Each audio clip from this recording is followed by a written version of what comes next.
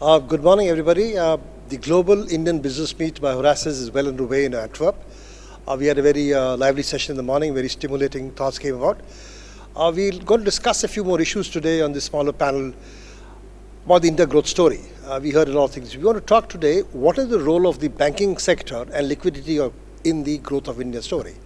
I'll introduce my panel. To my right is Mr. Singh, Member of Parliament, and a very well-known economist of India who's looked at economy from the macro perspective and will take his views on what that's all about. Then we have Sunil Kaushal from the Stand Chart CEO of India. We're going to talk to him about the banking sector in India and how it impacts the India growth. And of course, Jayant, the Trade Commissioner of Belgium and Flanders in Bangalore. And we'd like to look at his perspective as to how he sees this thing going to that. So my first question is, we heard a lot about the growth story in India and some hiccups and all. What is the role of the banking sector in doing that? Is liquidity the issue on which the growth is getting hiccuped, or is that not true? And I think we'll start with you first of all, Sunil, because you're from the bank to tell us, is that the issue? Well, thank you very much. I think liquidity, we have a structural liquidity issue, but I won't say that's the only issue. And banks in India have played a large role both in the growth of the Indian economy as well as in the internationalization of India. If you see some of the large acquisitions that have been made and the globalization of the Indian corporates, I think banks have played a role. I think the issue is far more complex than simply liquidity.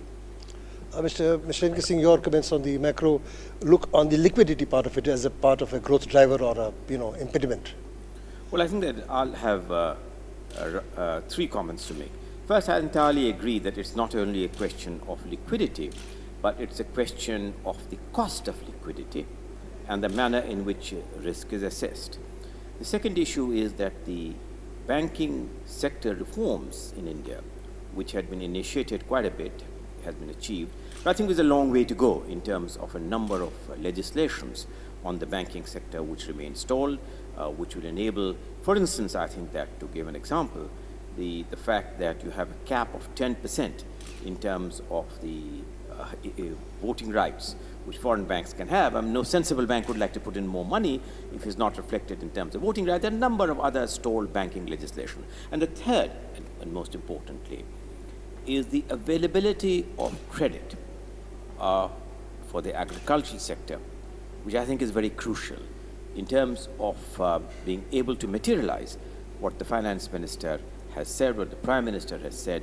The second green revolution, particularly in eastern India, we really require the support of the spread of affordable finance for agriculture, agriculture-related activities, small and medium industries. The large industries in India, fortunately, are not suffering from lack of liquidity, although right now the cost of borrowing is high, and this can, of course, stymie greenfield investment.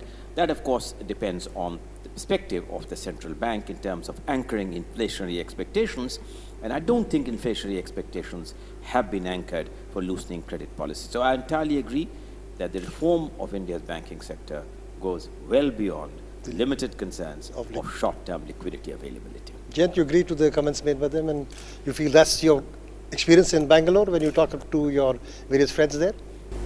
Yes, I think where I get involved is in the cross-border acquisitions or cross-border investments of companies. I think the banks do play a major role in there as well, in their advisory capacity. They do a lot of syndication of the funds, financing aspects, and also majorly in the advisory roles in M&A, largely in the mergers and acquisitions. I think the Indian banks, both the MNC banks and also the local banks, are playing a major role in India's growth as well there. I mean, I think that's one of the points which I would like. In fact, taking out from your point there, yesterday we were having a discussion along with Frank with one of the companies who's gone for a big acquisition in Belgium. I think they're calling Juneja, Benani Group.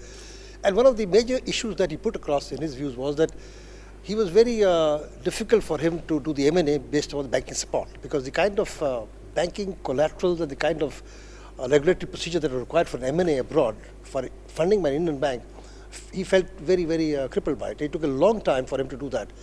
And he said he doesn't have a level playing field because of that, because other people are doing that. So as far as M&A is concerned, do you think in Indian banking there is still a need for us to look at it differently in part of collateral, personal, private? So that's something which was worrying him quite a lot. Yeah. I obviously can't comment on a specific case because I don't know the details. But having heard whatever you said, and absolutely must be true. But if you look at some of the largest acquisitions that have been made in the recent past, actually have been made by Indian corporates, given their ambition to globalize. And there have been instances that we discussed, whether it is Bharti acquiring Zain or whether it's Tata's going acquiring, Jaguar, Land Rover, so on and so forth. There are issues. There are issues in terms of the structure that is acceptable by the regulators in terms of funding. I think the deeper problem or the larger problem is actually the depth of the capital markets. Because if you look at the Western world, some of these acquisitions actually can be funded through the capital markets and not reliant solely on banking or the bank finance. So I think to that extent, it is slightly more challenging for an Indian corporate wanting to go beyond borders. The other point I would add here, slightly digressing from this one, is what Mr. Singh mentioned about financing. I think financing for banks and for the economy is absolutely important in terms of financing the SMEs.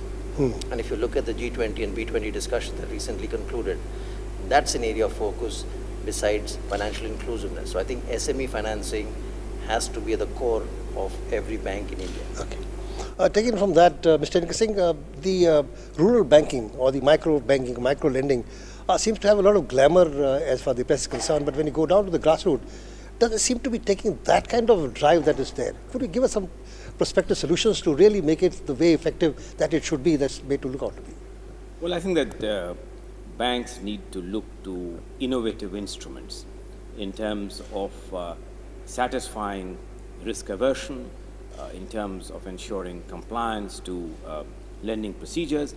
And I think that those kinds of innovative solutions, which are somewhat out of the box, which needs to be region specific, which needs to be industry specific, is critical for the banking sector to make a deeper penetration into India's rural economy and India's household economy. I entirely agree that the depth of the capital market needs to be really significantly improved, but how do you go about it? One, of course, are regulatory and other changes on which I think that the SEBI is doing a credible job. But I think beyond that, if India, currently the savings rate in India has unfortunately come down from 31% in 2007-8 to just 26%. We need to get down to 35 to 38% to be able to get to 9.5% rate of growth.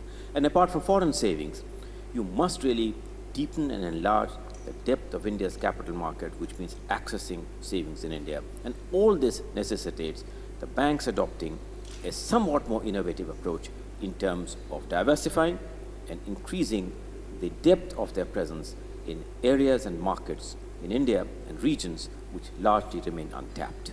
Okay, thank you very much. Jen, tell me, you have from Flanders region and seen the trade reforms and the banking and the financial systems in Europe.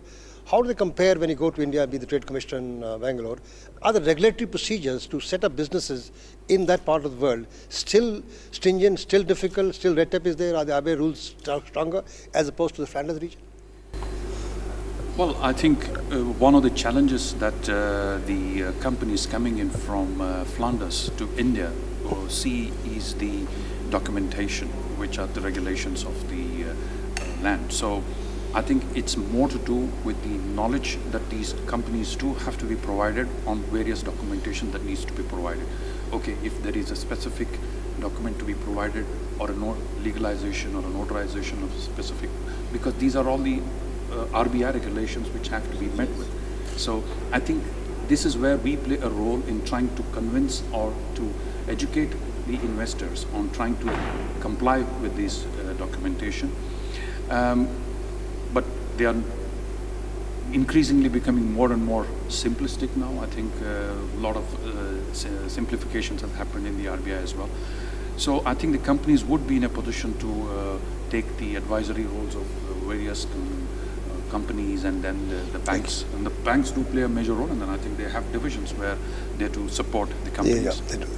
Now, Sunil, tell me one thing that we see that lots of these foreign banks in India have their, portfolios more towards the bigger companies, and you talked about SMEs, like you said. Has Stanchart got any plans to expand to the rural area, rural finance, and in that area, the risk aversion that Mr. Singh talked about? Do we are prepared to take that and go into those difficult parts and be seen in Tier 3 city, proper bank functioning in that manner, which is the aspiration of a lot of Indians?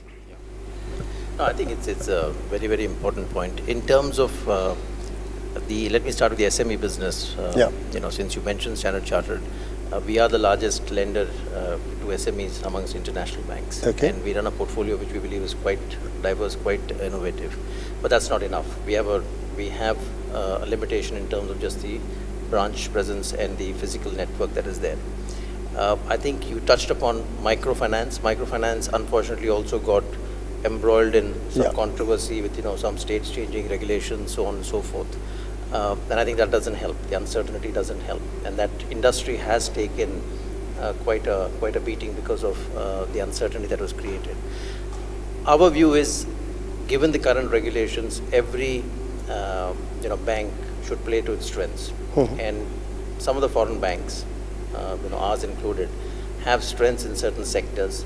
And I would even venture to say that, in terms of focus, like we've got to focus on agri, we've got to focus on small and medium enterprises. We should also, in the priority sector, widen the net and bring in maybe some of the infrastructure, health, education in, so that we are able to play the role, given our limited franchise and footprint in those sectors, and play it effectively. It's not about including more, it's about what you do with what you have. So we are in certain cities, we are in certain tier 2, tier 3 towns as well.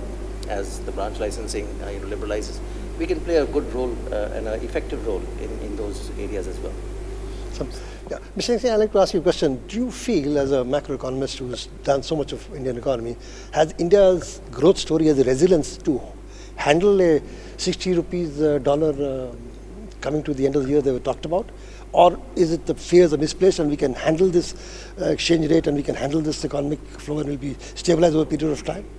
No, I think that the India growth story, which currently seems to be have hit a somewhat bad patch, is, I'm sure, very transient and transitional, because the fundamental drivers of India's growth comes from India's inherent strength of its own endogenous, unsatiated consumption, its demographic dividend, the fact that the liberalization which has already taken place is significant. The fact that, notwithstanding weaknesses of central government, many regions in the country are exhibiting very rapid rates of growth, like Bihar has been mentioned, Gujarat, and so on and so forth. So I think that the India growth story is, in my view, which seems to have attracted somewhat adverse notice of foreign investors, is a transitional and a very transient phase. We will get back to the higher growth rates as soon as some important macro corrections have been taken, particularly the areas of fiscal deficit. Current account deficit has already begun to moderate because international prices of crude has come down, the fact that gold imports are likely to come down, the fact that imports have also begun to slow in, and exports are bound to kick in. Now, this significant question of whether we can handle rupee at 60, the more important question really is that we need to craft policies which will minimize volatility in currency movements. It is the volatility and rapid movements which is debilitating, which industries and corporates and individuals cannot plan for. And at the Reserve Bank of India and the central government will initiate and has initiated measures to minimize the volatility. And since today, if you have seen, Moody's has kept India's India's rating, overall rating, as stable and not downgraded. The India growth story will come back because it's being driven by the macro fundamentals of the economy, some of which will get repaired.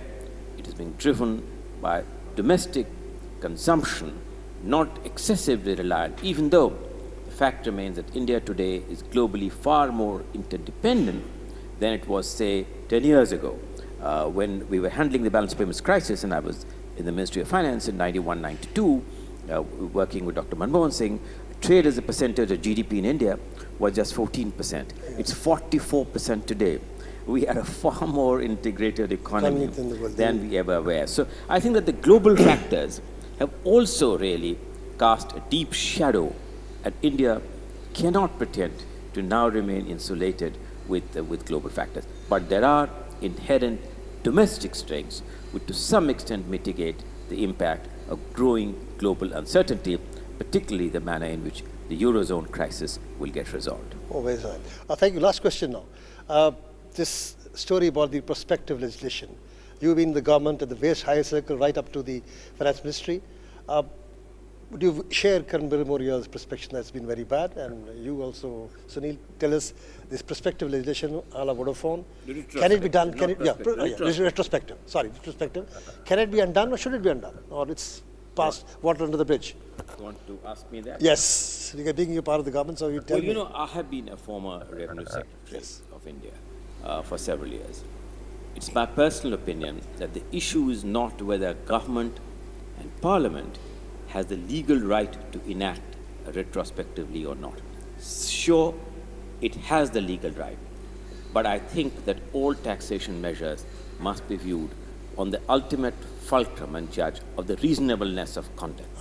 And I think that this was really a kind of a change which was avoidable. It has lent uncertainty in the minds of investors, and I think we need to put these uncertainties to rest by undoing and reapplying these measures in a manner which would meet international benchmarks and which would allay investor fears. Thank you. And you agree with that, Sunil? Completely agree with that, because it has created a great deal of confusion and in many ways anger in the minds of the foreign investors. So I totally agree with Mr. Singh's comments. But it looks a bit surprising given the people who are at the helm of affairs are the same people who are talking about liberalization and seem to be very wise. And they've gone and done it, and the whole public opinion feels. So it's not only, pardon my interruption, it's not only retrospective taxation on which I have already commented, but I think that is the whole constellation of change in the regulatory framework contained in the GAR, in the principles of general anti-tax avoidance measures. Now, I think India, of course, doesn't want to be a tax haven. India has a legitimate right to certainly extract its bit of taxes, but I think it must do it in a manner in which it meets the best international benchmarks and is globally acceptable.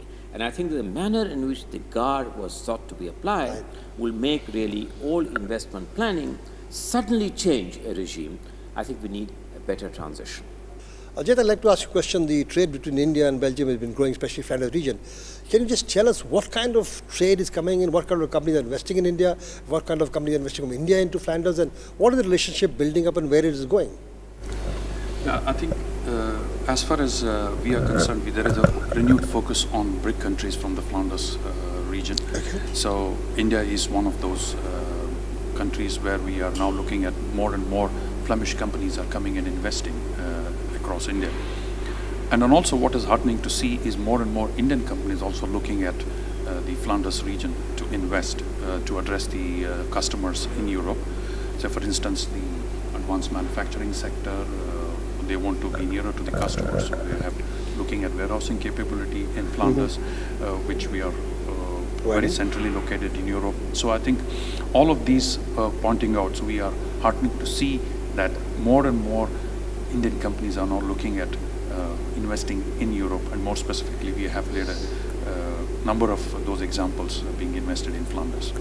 Are there sector specifics which I meant about, or they are just across the board, all across are going on? There are sector specific areas which are taking place? Of course, there are companies which have invested in across the sectors. But then I think if you really put together in certain bundling of segments, I think three segments which we can think of. One is advanced manufacturing. The other one is logistics. The other one is pharmaceuticals. These are some of the three sectors where more and more companies are coming in. Of course, it doesn't rule out the other sectors coming in, and we have facilitated other sectors coming in. So these are some of the critical mass of companies where they're coming in. Thank you, Jan. Thank you very much. Thank you.